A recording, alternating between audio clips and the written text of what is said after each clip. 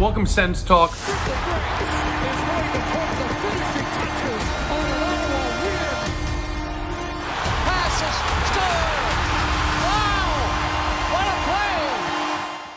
Welcome to Sens Talk. My name is Brandon Plant and I am your host. Hockey is back. Game number 1 of the preseason is over for your Ottawa Senators, and it feels like deja vu. We can't escape the Toronto Maple Leafs, whether it's in the playoffs, whether it's in the rookie tournament, or whether it is in the preseason. Ottawa, like their last 4 games, 3 or 4 have been against Toronto, the other one against Winnipeg in the rookie tournament. So this is, deja vu, so to speak, right? So we can't escape them. We need a win, though. We beat them in the rookie tournament. We won't talk about the playoffs. Let's get a win here in the preseason, right? Well, we'll talk about it. Didn't exactly work out as planned. Also, on that note, I might have to mention this now, might as well, at the beginning of the video. Let's just say Toronto was not icing their top roster. It was basically the Toronto Marlies we were playing. So I thought trap game, and I thought correct. Let's just leave it at that. I'll save that for the end of the recap. Now, Ottawa iced basically their entire starting roster in this one for one reason. They have one game at the CTC this preseason. They don't play at the Canadian Tire Center until the home opener against Nashville in nearly a month, 3 weeks away to be exact. So it makes sense. They're playing, a pretty good roster for their lone home game in the preseason. And on that note, we saw a really interesting formation. In the bottom 6, you had guys like Sel, Kaliyev, Cousins, Pedersen, etc. in that bottom 6. All those guys, and we'll talk about this at the game notes portion of the video, are all battling for that 12th, 13th forward position. So it was really interesting to see those guys kind of put together. Zach McEwen as well involved in that group. But in that top 6, also really interesting. You saw Really Greg and Perron together with Drake Batherson. And then the first line was reunited. The captain, Brady Tkachuk, with Tim Stützle and Claude Giroux. So again, it's still just game 1 of the preseason, but it is interesting to see where Travis Green, his head is at the beginning of the preseason. And again, seeing Giroux there on the first line is very notable, regardless if Zetterlund played or not. Now, Allmark did start in this game for Ottawa, but he would only play in the first period. So let's kind of just jump into it. But before we do, I want to say thank you to Dylan Puckniak and Keller Williams Sports and Entertainment for sponsoring Sens Talk, as Sens Talk is proudly presented by Dylan Puckniak, Ottawa's exclusive realtor with Keller Williams Sports and Entertainment. Providing a bilingual real estate service that serves the Ottawa-Gatineau community, Dylan Puckniak is also specialized in supporting professional athletes that come and go in our city, providing a service that takes care of the people at the highest level.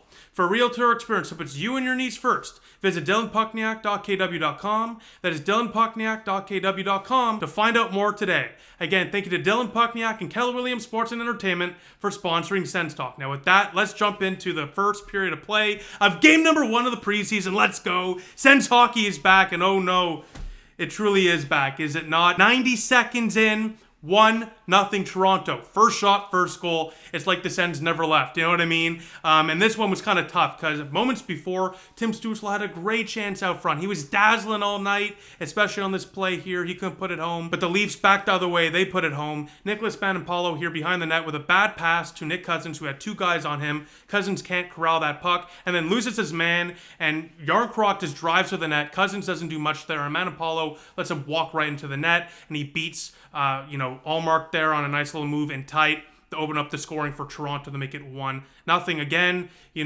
for Cousins and for Manapalo, you need to have a stronger play there. But you know what? That's what the preseason is for, to get the rust off, right? So shake it off now. Get that out of the way now. Let's not do that in October. You know what I mean? 13 minutes later, 2-0 Toronto. Yannick loses the puck. Robertson takes full advantage and fires home a one-time bomb, glove side past Linus Allmark.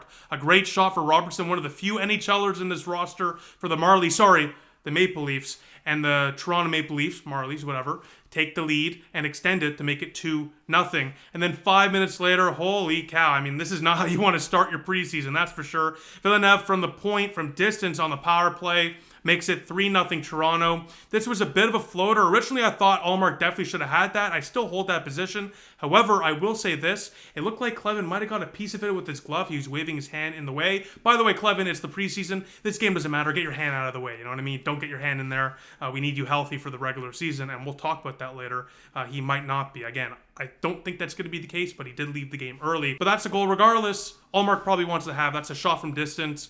I'm sure there was bodies out front, but it was a floater, not not much speed on that one. Not much muster, as my dad would like to say. So after 20 minutes of play, the Leafs lead 3-0. Not a great start. Ottawa did outshoot them 10-8. But again, you know what? When you're playing basically the Marlies, I don't care if it's the preseason, you shouldn't be down 3-0, you know what I mean? But also, simultaneously, it is the preseason, and I'm not going to overreact.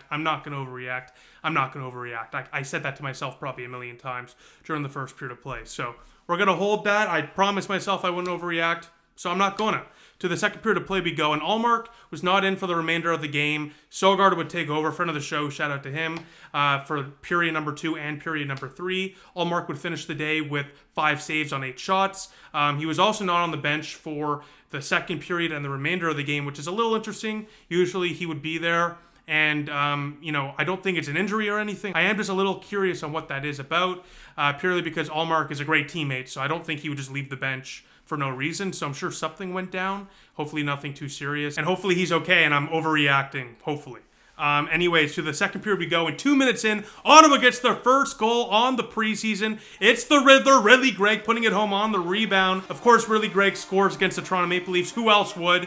And Ottawa is on the board to make it a 3-1 game off a Drake Batherson point shot. Zabrango as well picks up the secondary assist, which is always great to see a hometown kid get on the board. And then 2 minutes later, holy cow, I mentioned Tyler Kleven. Well, take a look at your screen right now. Massive hit. Holy cow. Kleven in mid-season form. He was throwing around the body like crazy.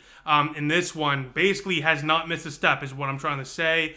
Takes a big hit there, then Pizzetta later on takes a run at Ridley Gregg. And I love how Drake Batherson and David Perron, they don't care that it's the preseason. They were right there to defend Ridley Gregg, their teammate, jumped on Pizzetta and defended him. I really have a lot of respect for that. That's what you want to see, especially from your veterans like Perron and Batherson. Somehow, though, the Sens got penalized there on that whole scrum. I guess the refs are also in preseason form. We'll just leave it at that. And of course, less than a minute later, again, this is a classic Sens game. What can I say? Less than a minute later, the Leafs capitalize on that power play. They extend their lead back to 3. It's a 4-1 game. Barbolini beat Sogard from distance on a weird angle. Blocker side. Sogard definitely wants to have that one back. That one should not go in. Sogard would tell you that for sure, as Toronto takes the 4-1 lead. However, 10 minutes later, Ottawa, they really start to push at this point, and they really took over at this point. I mean, Toronto, at this point in the game, at like 12, 15 shots or so, would only have 5 or 7 more shots remainder of the game. Ottawa dominated after the Leafs made it a 4-1 game, and it really showed because Ottawa suddenly started getting a lot more power play opportunities, including here. Now, the goal that Ottawa scored here was not on the power play. It expired a second before the puck went in.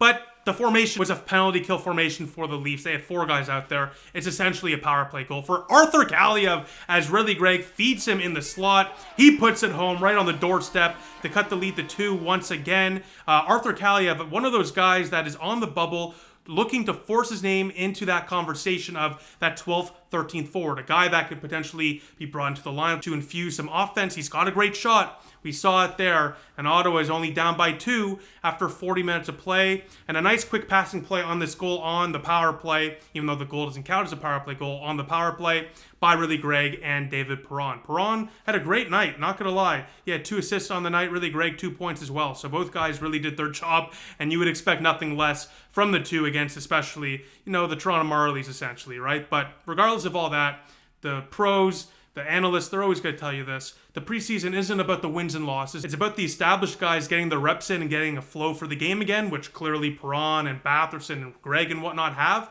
but also for the bubble and rookies to make an impression, both of which happened tonight. So again, regardless of the result, it was great to see that happen. And speaking of that, let's get to the third period of play. Because not even 5 minutes in, Oli Lykesell makes it a 1-goal game. Suddenly, Ottawa's pushing for a comeback here as their great play continues. Less than 5 minutes into the third, Oli Lykesell, another one of those guys on the bubble. Unlikely to make it over a guy like Kaliyev, in my opinion, but a guy that does have NHL games under his belt. Played NHL minutes last year with Philadelphia, so he definitely can be a guy that potentially pushes for an NHL spot. A big goal here off the loose puck, and a great play by the captain, Brady Tkachuk. My goodness, is there anyone better than Brady Tkachuk, out front of the net, in the scramble, in the dirty areas? No one is more calm, composed, and collected than the captain, Brady Tkachuk, in those gritty areas as he picks up that puck right in that scramble with multiple guys on him and calmly centers it over right to Olli Lykesell, who does the rest to make it a 4-3 game. But again, that is such a Brady Tkachuk play. He is so good in those in-tight areas.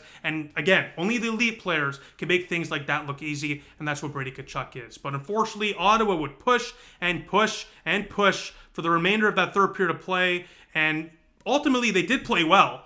No doubt about that. But they would fall to the Toronto Maple Leafs 4-3, even though they outshot them 35-20, basically held the Leafs to 5 shots for the second half of the game. It wasn't enough. And again, it's the preseason. I'm not going to read too deep into the final score, but ultimately, your only home game in the preseason. For the fans in the crowd, I'm sure they really wanted to win. For me watching, I wanted to win too, but luckily, these games don't matter, so the end result doesn't really matter either.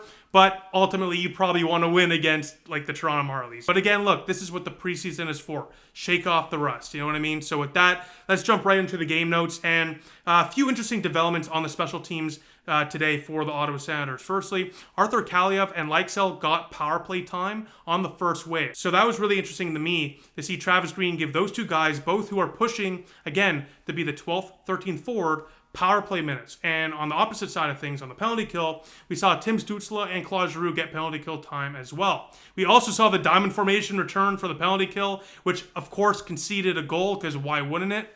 We all saw that last year, and that continues going into this year in the preseason. Basically, at this point, we just got to hope that something changes there, and the system is not going anywhere. So whether it's the players doing a better job or somehow they buy in and something just suddenly changes, I'm not holding my breath on that, to be honest with you. I mean, we saw the diamond formation all of last year not do too hot, but again, are we really shocked that they're bringing it back? I'm not. You shouldn't be either. So let's just hope that it's much better than last year, and some new guys on that penalty kill maybe makes it a much better system. Now, Jordan Spence was a guy that really stuck out to me today.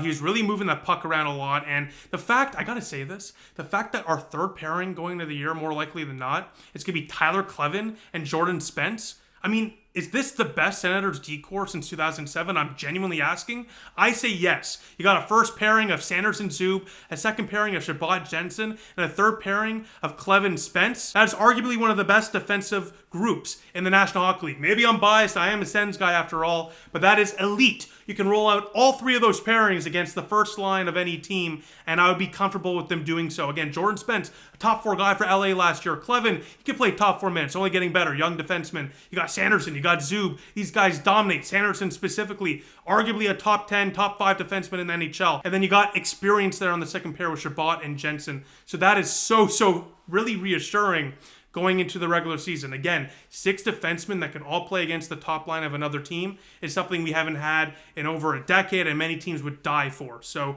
Jordan Spence, back to the main point, a great game for him, really moving around the puck very well. Of course, a +1 today. I'm just taking a look at the stats right now. 2 shots on goal as well, and a hit. So again, not the flashiest, but if you watched his game, you saw him move that puck around like nothing, really. He was so good, so effective.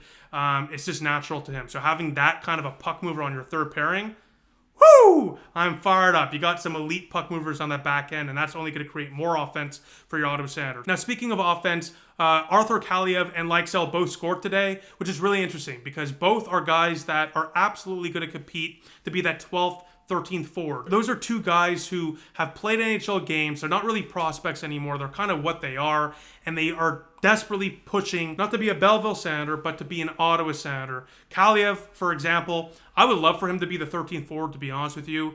You know, he'd be nice in Belleville, but I think he's more valuable in Ottawa. He doesn't have to play every single night, but having a guy, you know, in the press box who, as your 13th forward, can step in and play power play minutes, has an electric shot. I mean, you saw it today. He was ripping that puck all night. Scored a goal, had a couple good looks on the power play as well. So having a guy like that could put the puck in the back of the net and could fill in, an offensive setting, that is really, really critical. And that's what you sign a guy like Arthur Kaliyev for. So a good start for him in the preseason. That's exactly what he needed. And I'll definitely be tracking him as the preseason continues to see how he continues to do. Because I think, in my opinion, he's got the best shot to be that 13th forward. And then Lykesell, another guy that absolutely can compete and be that 13th forward. I just think, when you have guys like Halliday also, Boucher, McEwen, I just think he kind of gets lost in the shuffle there. But a good game for him for sure. Definitely did not, stick out as a bad player. He scored a goal. goal, and hopefully that continues for him as well, because he will absolutely be pushing for a spot. Now back to the defense for a sec, really quick before I wrap up the video. Tyler Kleven, as I mentioned already in the video,